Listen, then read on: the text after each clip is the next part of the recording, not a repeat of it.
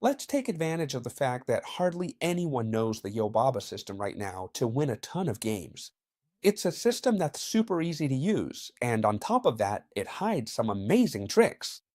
So don't worry if you don't play the queen's pawn, because you'll only need to learn 3 or 4 moves to use this system in your games. So get ready to see one of the best systems out there that I've brought to this channel. We explained it a while back and you all really liked it, so let's get to it. When we play the queen's pawn, there are 2 popular responses. The first is that they also respond with the queen's pawn, and the other is that they move their knight to f6.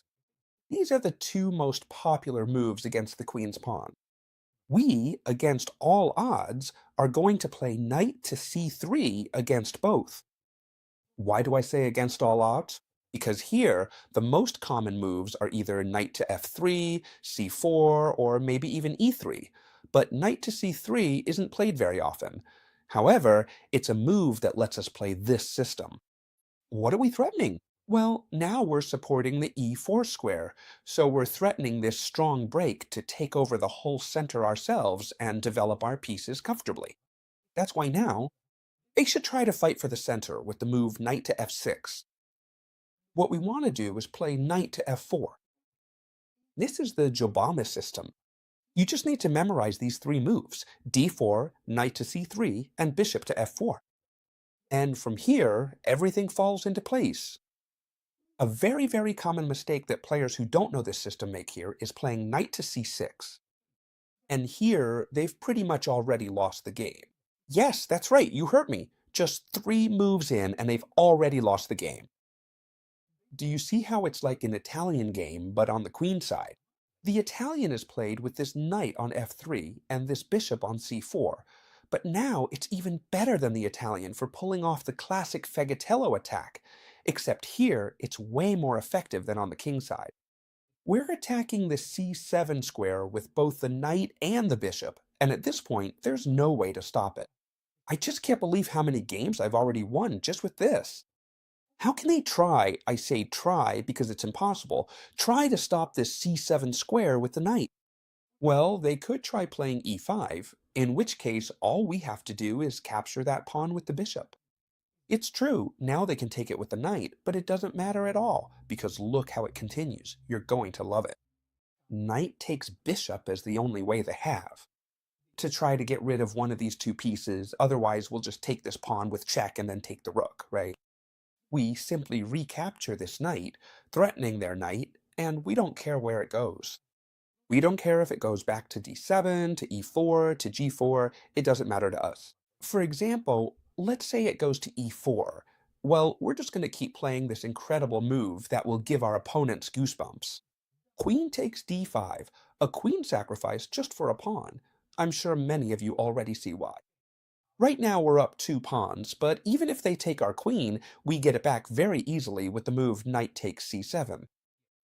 It checks the king, attacks the rook, attacks the queen, and when the king moves, we simply win the queen.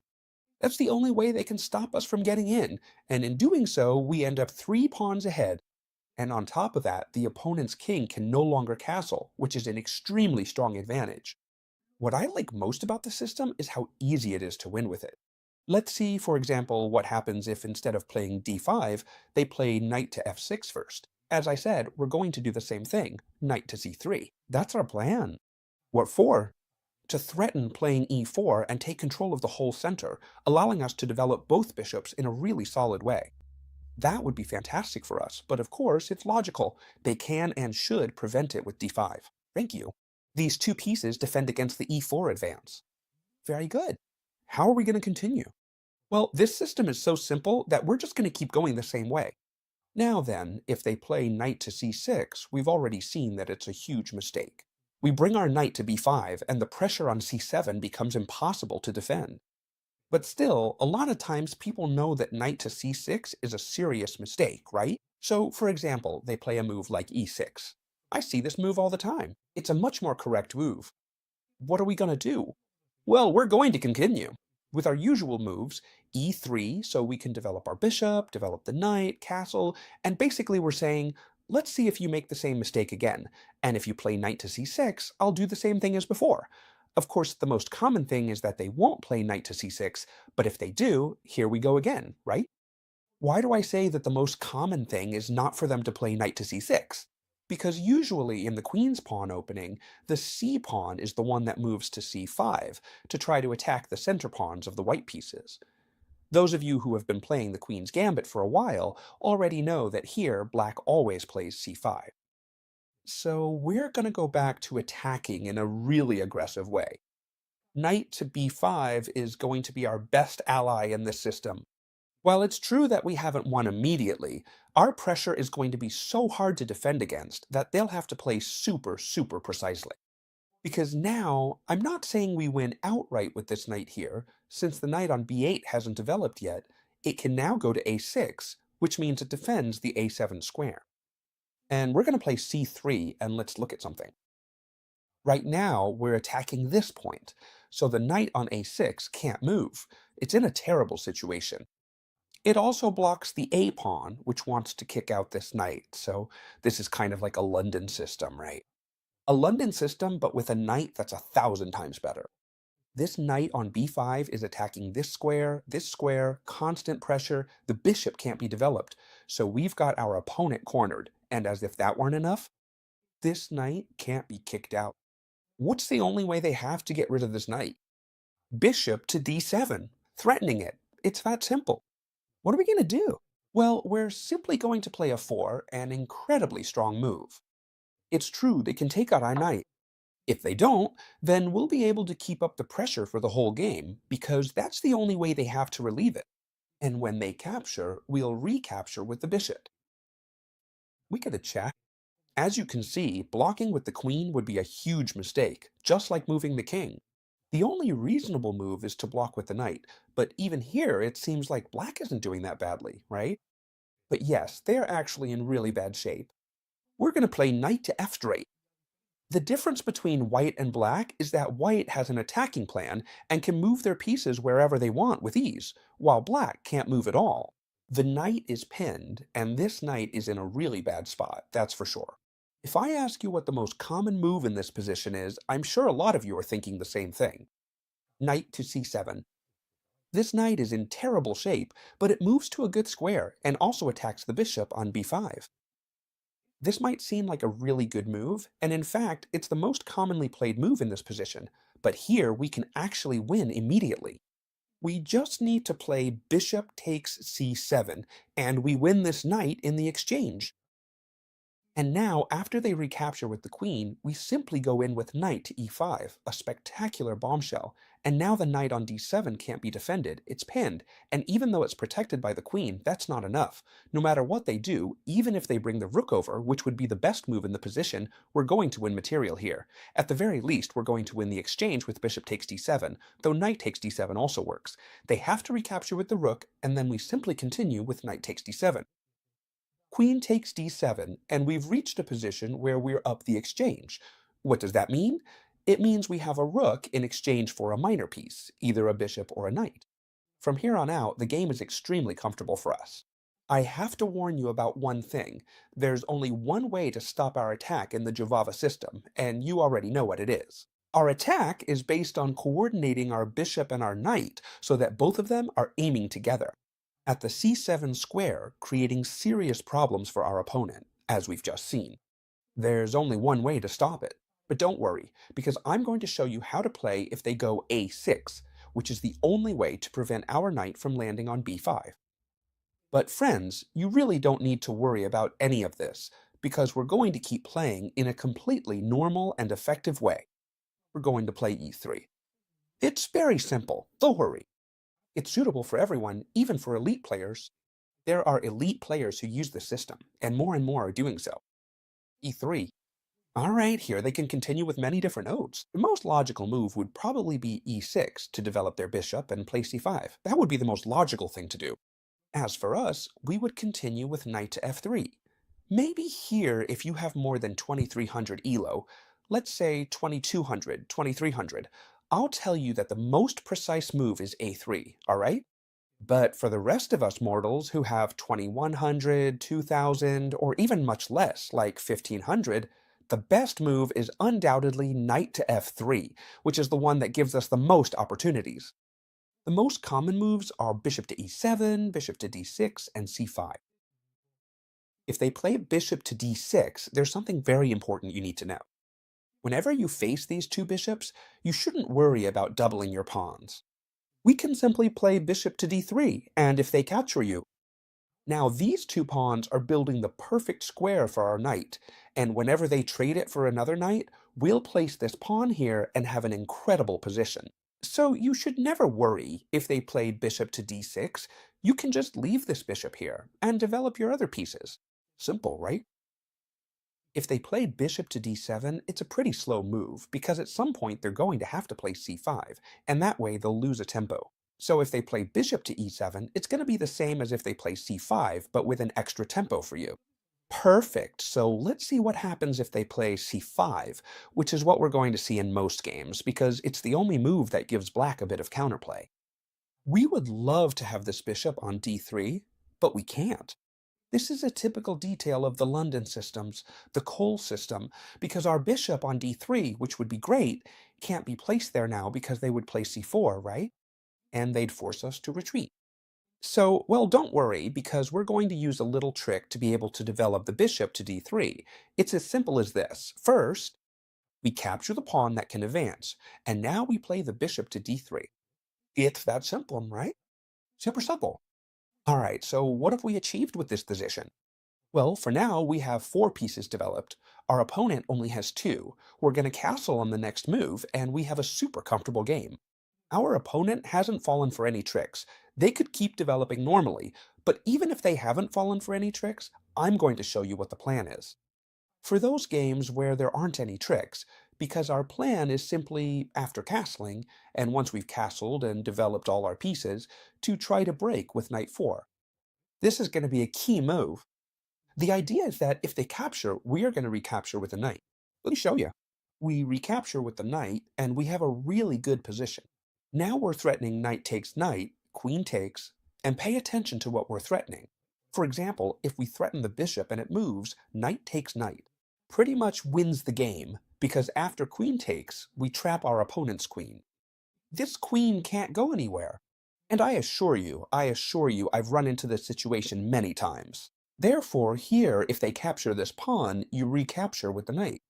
If they capture you, well, you just keep capturing and nothing happens. And if not, you capture and trap their queen. But here, what I see most often when I advance is that they advance as well. And of course, now what happens is they're threatening our knight. We could pull it back, which would be a very good idea. I'm not going to say it wouldn't, but I absolutely love, and every time I do it, I win the game, getting into this kind of play. I threaten your knight and you threaten mine. If you move your knight away, absolutely nothing happens, because I can also move mine and attack you over here. Or even better, I can place it on e4, attack your bishop, and start an attack from here. So really, nothing happens at all. But what I see most often here when we make this advance is that people say, let's see what happens now. Here they capture here, I capture here, and they get into a game. So if we get into this exchange game, the only thing we've achieved is that our opponent has captured a b pawn, a pawn we don't care about at all. In fact, now we could continue with the rook over here. If they capture here, we capture here, and nothing happens. We've traded this b pawn, which we don't care about at all, for perhaps the most important pawn in our opponent's position. Now we're going to come in with the queen, with the knight, with both bishops, and we're going to end up delivering checkmate. But what I see most often here is that when we capture both knights, he's captured ours and we've captured his, you can see that this exchange is favorable for us, very favorable. And what they do is queen takes f6. And if you've been paying attention to the video, you'll know what to play here. All right, I'll give you 3 seconds to think. That's right, I gave you less time, but it doesn't matter. The correct move is bishop to g5, once again trapping the opponent's queen.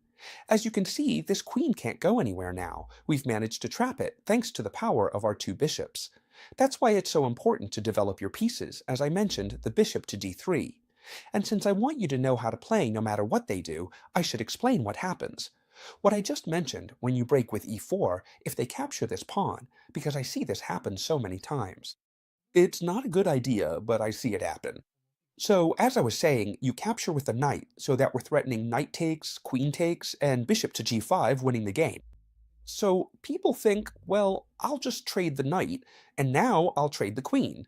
And as you can see, we just reach a totally equal position where we don't have any advantage at all. Except that's not true. We actually have a spectacular advantage. The file is ours, they can't develop, this bishop can't get out anywhere. If it goes to d7, we'd capture it. If it goes to b7, they'd have to move this pawn, which would make them lose the knight. If they tried to move the rook first, then we'd capture it with the other bishop. As you can see, they really can't do anything at all. They're stuck. If they try to trade rooks and play rook to d8, we can trade rooks, for example, and then bring the other one in, so we're back in the same situation as before, or even leave both rooks facing each other. We're in an extremely superior position, no matter how much they've tried to trade pieces. Fewer pieces on the board doesn't mean they're definitely going to be saved.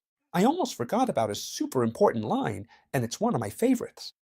In the variation where they play, for example, the normal one where we play e3 and they immediately play c5, you all remember what I told you, right?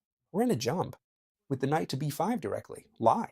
Because as long as they don't stop us with the move of 6, which I assure you they'll do only rarely, we're going to jump with the knight to b5, and here, how should they defend this point? Well, the only move they had was knight to a6, but there's an in-between move that people play against me a lot, and I love it when they do. I get really happy, and I'm going to show you why in this line. Before playing knight to a6, many times they play queen to a5 check, to which we won't respond with queen to e2, but instead we'll play c3, simply sticking to our system. Don't worry, this knight is well defended by the bishop, and now they do play knight to a6. So it's the same as before, but now the queen, instead of being on d8, is just a bit more active on the a5 square. How are we going to continue? Well, now we're going to continue in the same way as always. We're going to play knight to f3. This knight is indeed being attacked by the queen, but it's defended by the bishop, so this knight remains fake here. But I'm sure many of you are thinking the same thing as always. They play bishop to d7 to attack this knight with two pieces, and what you would have to do now is move this knight back to a3, and that's a really bad move, right? Well, no, what we're going to do is play a4. And here what we see is that this knight is well defended by the bishop, but at any moment they can play c4 and cut off the communication between our light squared bishop and the attacking knight. And I've run into this situation many times. At first, when I didn't know how to handle it, I really struggled because I thought, now I'm going to have to move this knight back, they're going to take my pawn, they're going to attack my queen, and it's a total disaster. But no, what you should do here, and remember this, is that it doesn't matter if they capture this knight and take a pawn, even a free pawn. It doesn't matter to us. Why? Because even if they take a pawn from us, no matter how much they take a pawn from us, they're going to waste too much time trying to win that pawn, and we're going to gain in development and attack, and this can end up working out really well for us. Our bishop usually wants to go to d3, as we already know, but in this case, obviously it can't go there, so we calmly play bishop to e2. Alright, they've managed to get their way by capturing this knight, with their bishop, so they win a pawn. They're forced to capture it, right? Because the Klim is being attacked by our rook. And now, how are we going to continue? Well, simply by castling. And I lied to you when I said we were giving away a pawn because we were actually giving away two. But if they take this one, they're going to lose immediately. How, Chestager? It's just that easy. When they capture this pawn, yes, they'll have two extra pawns, but they dug their own grave. As I told you, this king stayed in the center for too long, didn't prioritize development, and with the move queen to a4 check, we're putting on a lot of pressure and winning the game immediately. We don't care what they do, how they get out of check. The only logical move here would be this one. And we're going to continue with the move rook from f to b1, so that we're threatening the queen. We don't care where the queen goes, she really doesn't have many options. She has to come over to this side here. And as you can see, we're about to win the game here, because the queen has moved away and our real objective was to get the rook onto the 7th rank. You know, that classic saying, put your rook on the 7th and you'll win the game. In this case, that's definitely true. It's clear that we're attacking this knight with two pieces. And not only that, but we're threatening queen takes knight, checkmate. So they absolutely have to defend this knight. Look how expensive it was for them to win those 2 pawns. How can this knight be defended? It wouldn't be possible with the rook because we'd win the other one. So the only way they can defend this knight is with another knight. 6. B8 is the only way they have, but that doesn't help them at all either, because all we have to do is ask ourselves, who is defending this knight? The other knight. Well, I just take it out with my bishop, and just like that, bishop takes. And now, whatever they do on the next move, we're simply going to play queen takes knight, winning the game immediately and delivering a huge checkmate to our opponent. I would love for you to try out this simple system. If you liked it, please, I'm asking you, really, leave me a like. It helps me a lot to keep recording day after day. So if you enjoyed this system, leave a like. Leave me whatever you want in the comments. I read all of you, even if I can't reply to everyone due to lack of time, obviously. But I love reading all your comments. And we'll see each other tomorrow, as always, in the next chess video, friends. Goodbye.